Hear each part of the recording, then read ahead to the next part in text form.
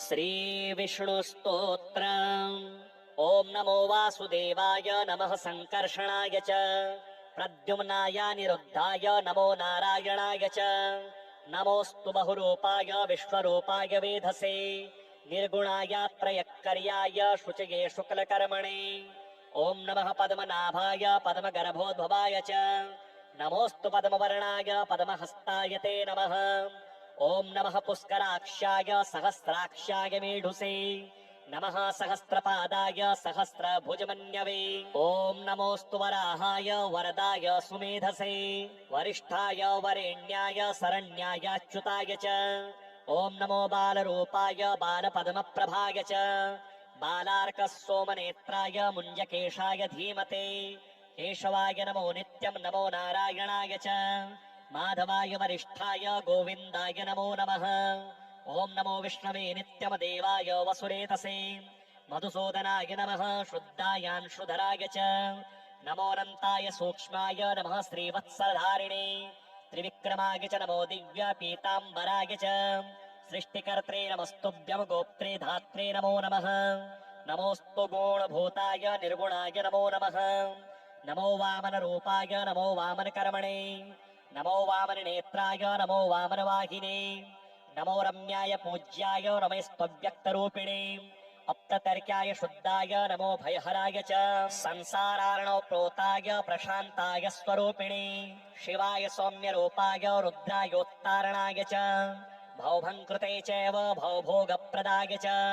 भवसङ्गातरूपाय भवसृष्टिकृते नमः ॐ नमो दिव्यरूपाय सोमाग्निष्वतिसदाय च सोमसूर्यान्शुकेशाय गोब्राह्मणहिताय च ॐ नमो ऋक्ष्वरूपाय परक्रमस्वरूपिणे ऋक्सुताय नमस्तुभ्यं नमो ऋक्सधनाय च ॐ नमो यजुषां धात्रे यजुरूपाधराय च यजुर्याज्याय जुष्टाय यजुषां पतये नमः ॐ नमः श्रीपते देव श्रीधराय वराय च श्रियः कान्ताय दान्ताय योगिचिन्त्याय योगिने ॐ नमः सामरूपाय सामध्वनिवराय च ॐ नमः सोमसौम्याय सामयोगविदे नमः साम्ने च सामगीताय ॐ नमः सामधारिणे सामयज्ञविदे चैव नमः सामकराय च नमस्त्वथर्षिरसे नमोऽर्थर्वस्वरूपिणे नमोऽस्त्वर्थपादाय नमोऽथर्वकराय च ॐ नमो वज्रशीर्षाय मधुकैटभघातिने महोदधिजलस्थाय वेदाहरणकारिणे नमो दीप्तस्वरूपाय हृषिकेशाय वै नमः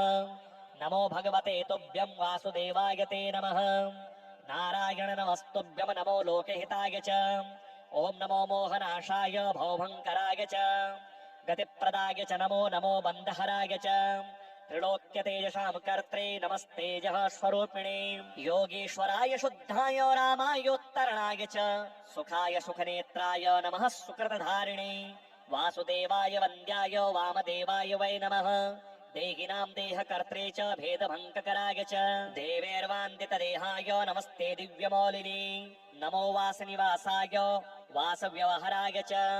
ॐ नमो वसुकर्त्रे च वसुवासप्रदाय च नमो यज्ञस्वरूपाय यज्ञेशाय च योगिने यतियोगकरेशाय नमो यज्ञाङ्गधारिणे संकर्षणाय च नमः प्रलम्बाममथनाय च मेघघोषत्नोत्तीर्ण वेगलाङ्गलधारिणे नमोऽस्तु ज्ञानिनां ज्ञान नारायणपरायण नमस्ते त्वामृते बन्धुर नरोक्तोत्तरणे प्रभो अतस्त्वां सर्वभावेन प्रणतो न ततःसल मलमयतकायजमुवापि मानसमचैव केशव न तस्यान्त्योऽस्ति देवेश शालकस्त्वामृतिच्युत संसर्गाणि समस्तानि विहाय त्वामुपस्थितः सङ्गो मेस्तु त्वया सार्धमात्मलाया भाग्य केशव कष्टमापस्तुष्पारं संसार वेद्मि केशव तापत्तये परिकृष्टस्तेन स्वां शरणं गतः एषणाभिर्जगत् सर्वं मोहितं मायया तव आकर्षितं च लोभाद्यैरतस्त्वामहस्माश्रितः नास्ति किञ्चित् सुखं विष्णो संसारस्थस्य देहिनः यथा यथा हि यज्ञेश त्वयि चित्ते प्रवर्तते तथा फलविहीनं तु सुखमात्यन्तिकं लभेत् नष्टो विवेकशून्योऽस्मि दृश्यते जगदातुरम् गोविन्द त्राहि संसारान् मुमुद्धर्तुं त्वमर्हसि मग्नस्य मोहसलिले निरुत्तारे भवार्णवे उद्धर्ता पुण्डरीकाक्ष्य त्वामृतन्यो न विद्यते। श्रीनारायण स्तोत्रम्। नमोऽनन्तस्वरूपाय नमो धर्मधराय च नमः स्थूलस्वरूपाय नमः सूक्ष्मस्वरूपिणे नमोऽन्वयस्वरूपाय सर्वान्तर्यामिणे नमः। नमोऽक्षरस्वरूपाय नमो मुक्तात्मकायते नमो व्यूहस्वरूपाय नमः कालस्वरूपिणे नमः कृष्णादिरूपाय नमो हिरण्मयाय च नमो वैराजरूपाय नमो गोलोकवासिने नमो वैकुण्ठवासाय नमो व्यासकृतावर्तिने नमो देवाय शान्ताय सूक्ष्मतत्त्वान्तरात्मने नमः कार्यस्वरूपाय नमः कारणरूपिणे नमो नारीस्वरूपाय नमो बीजप्रदायिने नमः पृथुस्वरूपाय नमः सलिलशायिने नमो ज्ञर्कस्वरूपाय नमो यज्ञमयाय च कृपां कुरु कृपानाथ जलात् सौल्यं विभावय। श्रीहरिस्तोत्रम्। नमस्ते जगद्व्यक्तरूप कारणकारण प्रधानपुरुषातीतस्थित्युत्पत्तिलयात्मक जगन्नियोजनपर स्वाहा भोगधरोत्तम जगदानन्दनन्दात्मन भगवन् जगदीश्वर नियोजको नियोज्यश्च बिभ्राजन विष्णुरव्ययः नमस्तुभ्यं जगद्धातस्त्रिलोकालय विश्वकृत यः पालयति नित्यानि स्थापयत्येव तत्परः तम त्वां नियमरूपेण नमामि जगदीश्वर त्वं माधवः प्रवेशकश्च कामः कामालयो लयः प्रसूतिच्युतिः त्वरथ त्राणकारणमीश्वरः न यस्य ते क्लेदाय स्युरापो नेष्मा यथोष्मणे न शीताय भवेच्छीतं तस्मै तुभ्यं नमो नमः न समुद्रः प्लवकरो न शोषाय दहात्मकः न मृत्यवे यस्य यमस्तस्मै तुभ्यं नमो नमः यच्चिद्धार्थं योगिभिः शान्तदेहे ऋणमार्गाणां यात्यरिध्येयकृत्यम् नित्यं यत्तद्रूपमार्गावस्तक्ताम् सत्त्वं त्राहि त्राणमिच्छन् धरित्रीम्। श्रीविष्णुस्तोत्रम्। ॐ नमो वासुदेवाय नमः सङ्कर्षणाय च प्रद्युम्नाय निरुद्धाय नमो नारायणाय च नमोऽस्तु बहुरूपाय विश्वरूपाय वेधसे निर्गुणाय त्रयक्कर्याय शुचये शुक्लकर्मणे ॐ नमः पद्मनाभाय पद्मगर्भोद्भवाय च नमोऽस्तु पद्मवर्णाय पद्महस्ताय ते नमः ॐ नमः पुष्कराक्षाय सहस्राक्षाय मेढुसे नमः सहस्रपादाय सहस्रभुजमन्यवे ॐ नमोऽस्तु वराहाय वरदाय सुमेधसे वरिष्ठाय वरेण्याय शरण्याय अच्युताय च ॐ नमो बालरूपाय बालपद्मप्रभाय च बालार्कः सोमनेत्राय मुञ्जकेशाय धीमते केशवाय नमो नित्यं नमो नारायणाय च माधवाय वरिष्ठाय गोविन्दाय नमो नमः ॐ नमो विष्णवे नित्यमदेवाय वसुरेतसे मधुसूदनाय नमः शुद्धायांशुधराय च नमोऽनन्ताय सूक्ष्माय नमः श्रीवत्सधारिणे त्रिविक्रमाय च नमो दिव्यपीताम्बराय च सृष्टिकर्त्रे नमस्तुभ्यं गोप्त्रे धात्रे नमो नमः नमोऽस्तु गुणभूताय निर्गुणाय नमो नमः नमो वामनरूपाय नमो वामनकर्मणे नमो वामननेत्राय नमो वामनवाहिने नमो रम्याय पूज्याय नमस्तव्यक्तरूपिणे अप्रतर्क्याय शुद्धाय नमो भयहराय च संसारार्णव प्रोताय प्रशान्ताय स्वरूपिणे शिवाय सौम्यरूपाय रुद्रायोत्तारणाय च भवभङ्कृते चैव भवभोगप्रदाय च भवसङ्गातरूपाय भवसृष्टिकृते नमः ॐ नमो दिव्यरूपाय सोमाग्निष्वतिसदाय च सोमसूर्यान्शुकेशाय गोब्राह्मणहिताय च ॐ नमो ऋक्ष्वरूपाय पदक्रमस्वरूपिणे ऋक्सुताय नमस्तुभ्यं नमो ऋक्सधनाय च ॐ नमो यजुषां धात्रे यजुरूपाधराय च यजुर्याज्याय जुष्टाय यजुषां पतये नमः ॐ नमः श्रीपते देव श्रीधराय वराय च श्रीहकान्ताय दान्ताय योगिचिन्त्याय योगिने ॐ नमः सामरूपाय सामध्वनिवराय च ॐ नमः सोमसौम्याय सामयोगविदे नमः साम्ने च सामगीताय ॐ नमः सामधारिणे सामयज्ञविदे चैव नमः सामकराय च नमस्त्वथर्षिरसे नमोऽर्थर्वस्वरूपिणे नमोऽस्त्वर्थपादाय नमोऽथर्वकराय च ओम नमो वज्रशीर्षाय मधुकैटभघातिने महोदधिजलस्थाय वेदाहरणकारिणे नमो दीप्तस्वरूपाय वृषिकेशाय वै नमः नमो भगवते तुभ्यं वासुदेवाय ते नमः नारायण नमस्तुभ्यं नमो लोकहिताय च ओम नमो मोहनाशाय भवभङ्कराय च गतिप्रदाय च नमो नमो बन्धहराय च त्रिलोक्य तेजसां कर्त्रे नमस्तेजः स्वरूपिणे योगीश्वराय शुद्धाय रामायोत्तरणाय च